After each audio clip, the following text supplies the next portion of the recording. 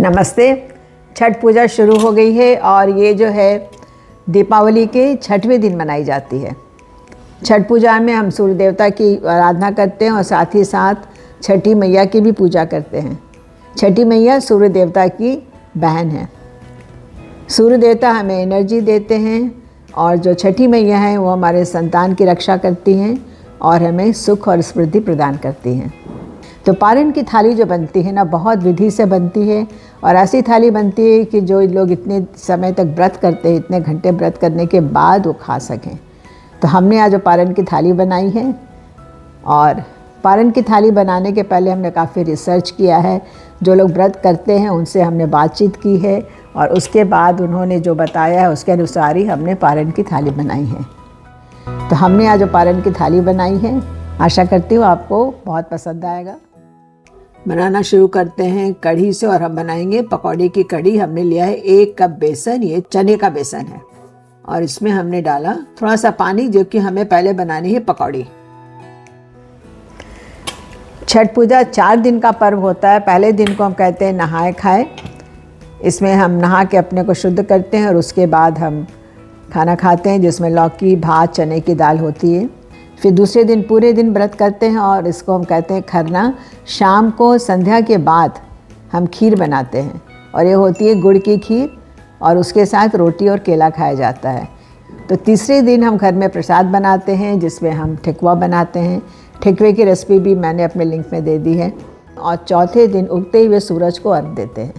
अर्घ देने के बाद हम व्रत तोड़ते हैं और फिर हम व्रत तोड़ते हैं पानी से, तुलसी पत्र से और फिर हम करते हैं पारण। पारण मतलब फिर पूरा व्रत खत्म हो जाता है और फिर हम खाना खाते हैं। और देखिए इसमें बबल्स आ गए। बबल्स का मतलब अच्छी तरह फिट चुका है। घोल के देखिए कंसिस्टेंसी। अब कढ़ाई लीजिए, कढ़ाई में घी डालिए या तेल डालिए। हम लोग ज़्यादातर घी में बनाते हैं कढ़ी।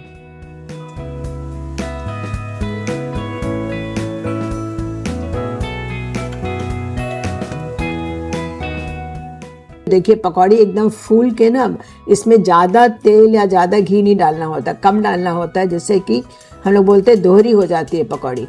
ये देखिए पकौड़ी फूल फूल के ऊपर जो जालीदार दिख रहा है वो ऊपर तेल के या घी के ऊपर आ गया है वो पोर्शन। हमने अभी इसको पलटा नहीं क्योंकि पकौड़ी अभी दोहरी हो रही है। नीचे से फूल फूल के वो तेल के ऊपर आ जाएगा। देख रहे कैसे जाली पड़ गई और ऊपर से एकदम फूल गया है वो। अब जैसे बहुत बड़ा ट्रिक है कि आपको इसमें घी कम डालना है। अगर आप घी ज़्यादा डालेंगे, अगर डीप फ्राई हो जाएगा तो पकौड़ी फूलेगी नहीं। और पकौड़ी हो गई है, बस गुलाबी होने तक करना है। इसे बहुत ज़्यादा क्रिस्पी नहीं बनाना है और इसे अब हम निकाल देंगे। देख रहे हैं कितनी अच्छी बनी है। सब देखिए जाली पड़ गई है, बहुत अच्छी बनी है पकौड़ी। और कढ़ी की पकौड़ी ऐसी थोड़ी टेढ़ी मेढ़ी बनती है, एकदम शेप में नहीं बनती है। हमने देखिए आधा का बना लिया पकौड़ी और आधे घोल को रख लिया है। अब इस घोल को हम बनाएंगे कढ़ी। इसमें हमने डाला आधा कप दही। घर की दही है। दही अगर खट्टा है तो आप दही कम डालिए और अगर दही एकदम ताज़ा है तो दही थोड़ा ज़्यादा पड़ेगा। इसमें डालिए नमक, थोड़ी हल्दी और ये हमने इसमें डाला 2 कप पानी और इसे अच्छी तरह घोट दीजिए। अगर आपको वीडियो पसंद आ रहा हो तो सब्सक्राइब जरूर करिए, शेयर करिए और लोगों को भी बताइए। और अब उसी कढ़ाई में और उसी घी में बना लेंगे कढ़ी। तो जो एक्स्ट्रा घी है उसे निकाल दीजिए। अब घी में हमने डाला है छौंकन। छौंकन में हमने डाला है मेथी, जीरा, हींग और लाल मिर्च। और इसमें अभी छौंकने के बाद हम डाल देते हैं थोड़ा पानी। इसलिए हम पानी डालते हैं कि अगर आप डायरेक्ट बेसन का घोल डालेंगे ना तो हो सकता है कि वो गुठली पड़ जाए। देखिए अब हमने डाला है बेसन। तुरंत जब डालते हैं बेसन तो एकदम वो गर्म में जाके पकड़ लेता है और बेसन जो है उसमें गुठली पड़ जाती है। जब भी कढ़ी बनाएं इसका जरूर से ध्यान रखें।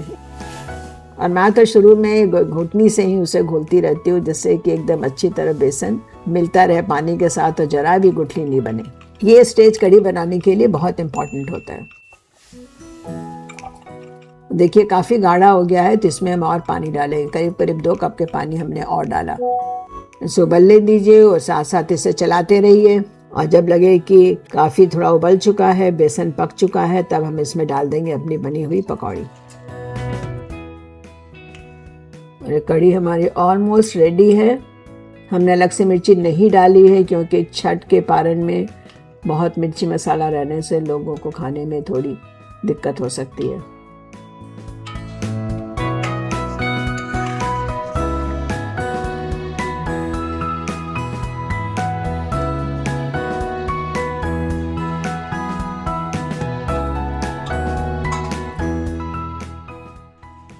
और अब हम बनाएंगे दाल। तो हमने लिया है 1/2 कप रहर की दाल। उसे अच्छी तरह 5-6 पानी से धो दीजिए कि जब तक कि उसका पानी एकदम साफ़ ना हो जाए। अब इसे हम बनाएंगे प्रेशर कुकर में, लेकिन प्रेशर कुकर को साथ साथ बंद नहीं करना है क्योंकि दाल में जो फेना निकलता है ये जाके हमारे शरीर में यूरिक एसिड की मात्रा को बढ़ाता है। तो इस फेने को हमें अच्छी तरह निकाल लेना है। और निकालने के बाद हम इसमें नमक डालेंगे, हल्दी डालेंगे और फिर इसे प्रेशर लगा देंगे। एक प्रेशर आने पर हम गैस को कम कर देंगे, फिर और एक प्रेशर आने पर गैस को बंद कर देंगे।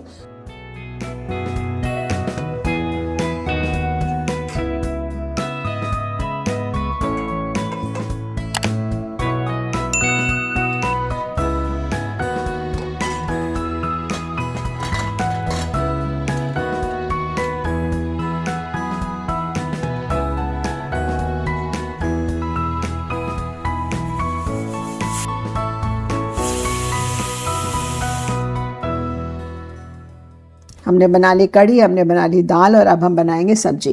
तो हम बना रहे हैं फूल गोभी की और आलू की सब्जी। फूल गोभी को भी थोड़ा बड़े बड़े टुकड़ों में काट लीजिए और आलू को उससे छोटे टुकड़ों में काटिए क्योंकि फूल गोभी जल्दी पक जाएगी और आलू को पकने में टाइम लगेगा। अब चढ़ाइए कढ़ाई और कढ़ाई में चढ़ाइए सरसों तेल। इसमें हमने डाला थोड़ा सा जीरा, थोड़ी सी हींग डालिए। कहीं कहीं पे छठ में हींग नहीं पड़ती है, अगर आपके यहाँ नहीं पड़ता है तो आप हींग मत डालिए।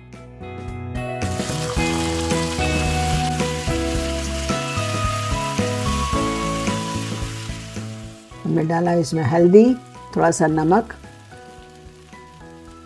और इसे ढककर थोड़ी देर के लिए छोड़ दीजिए। 4-5 मिनट के बाद हमने खोला और 2 टमाटर भी हमने इसमें डाल दिया।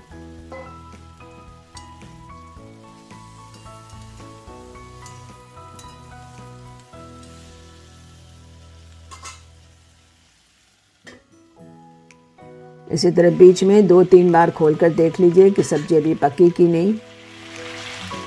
1 टीस्पून हमने इसमें डाला धनिया पाउडर क्योंकि हमें मसाला कम डालना है।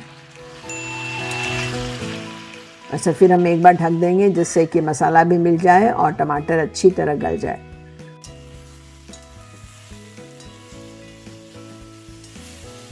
बहुत ही अच्छी लग रही है सब्जी, टेम्पटिंग लग रही है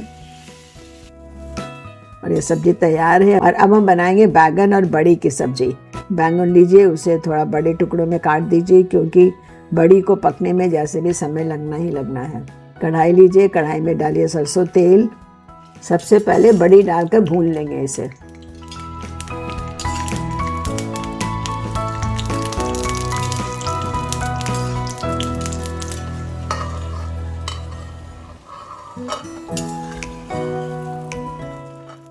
जीरा, साथ में मेथी,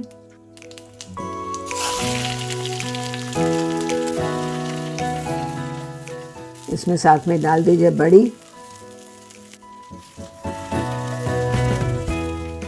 हल्दी, थोड़ा सा धनिया पाउडर, थोड़ी सी लाल मिर्च पाउडर और साथ में नमक।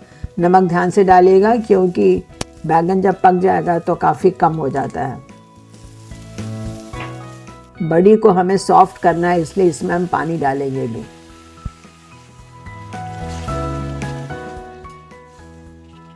और फिर गैस धीमी करके ढक के छोड़ देंगे।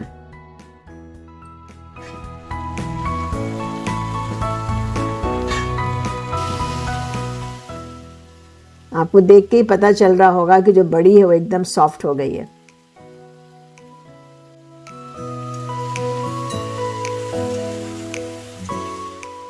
और हमारी बैगन की सब्जी तैयार है। बहुत इंटरेस्टिंग लग रही है।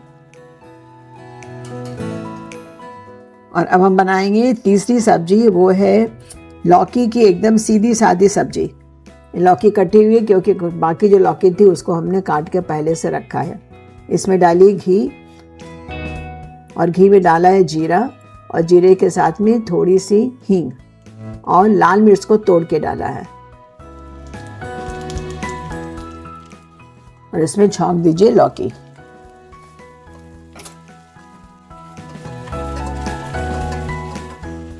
थोड़ा सा नमक बहुत संभाल के, लौकी एकदम गल जाती है। हल्का सा पानी हमने डाला है। तो बहुत ही हल्की सीधी सब्जी है ये। हमने अपने फ्रेंड से बात की थी कि तुम कौन सी सब्जी खाना सबसे ज़्यादा पसंद करती हो जब तुम अपना व्रत पारण करती हो। तो उसने कहा था कि आंटी मैं तो लौकी की सीधी वाली सब्जी बनाती हूँ, और उसी ने मुझे बताया कि बस वैसे छौंकती हूँ और बनाती हूँ। तो पूरी रेसिपी ये रेखा की रेसिपी है। रेखा ने हमें बताया कि उस फ्रेंड का नाम है रेखा यादव। उसने बताया कि बस मैं ऐसी वाली सब्ज़ी सबसे ज़्यादा पसंद करती हूँ।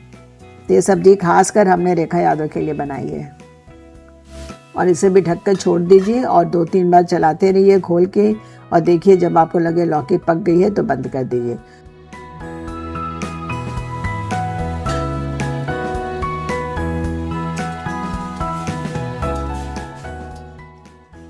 और चलिए रेडी है हमारी लौकी की सब्जी भी। और अब हम बनाएंगे थोड़ी पकौड़ियाँ। तो हमने लिया है बेसन, ये चने वाला बेसन ही है। इसमें डालिए नमक, लाल मिर्च का पाउडर और मंगरेला, और इसे एकदम गाढ़ा कम पानी डाल के मिला लेना है। और ये जो है खासकर हमने शालू से पूछा था कि शालू तुम लोग पकौड़ी भी बनाती हो। तो उसने कहा हाँ आंटी पकौड़ी तो ज़रूर बनता है। मैंने बोला किस चीज़ की पकौड़ी बनाती हो। तो उसने मुझे बताया कि बहुत चीज़ों की बनती है, लेकिन हम लोग जैसे बैंगन की बनाते हैं, कुमड़े की बनाते हैं, लौकी की बनाते हैं। तो आज हमने शालू के लिए बनाई है ये बैंगन की पकौड़ी, कुमड़े की पकौड़ी और लौकी की पकौड़ी। और अब हम चढ़ाएंगे लोहे की कढ़ाई, उसमें डालेंगे तेल। और पकौड़ी छानने के पहले हम अपने जो है कुछ चिप्स वगैरह तल लेंगे। ये चावल के बड़ियाँ हैं।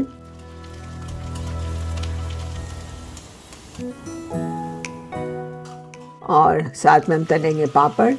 पापड़ को आप तलिए चिमटे से, बहुत आसान होता है। और अब हम बनाएंगे अपनी पकौड़ियाँ। तो हमने सबसे पहले डाला है उसमें बैगन का, उसके बाद डाला लौकी का और अब डाला कुमड़े का। इसमें हमने जो कुमड़े का बनाया है वो खाने में हल्का सा मीठापन देता है, हल्की सी मिठास के साथ वो वाली पकौड़ी होती है।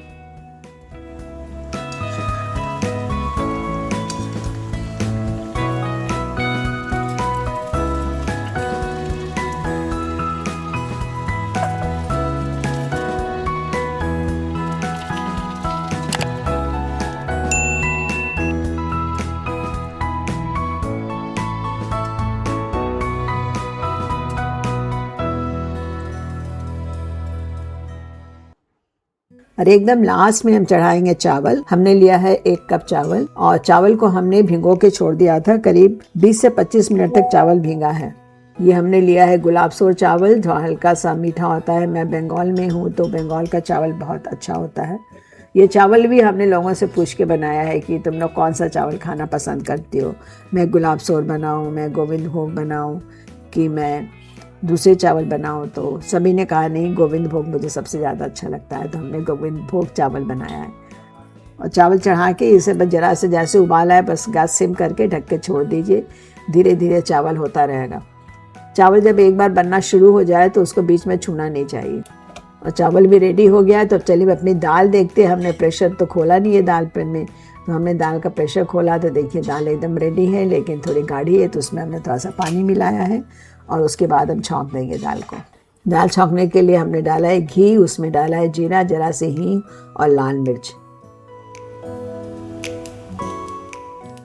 और छौंकने के पहले हम उसमें थोड़ा सा डाल देते हैं पानी।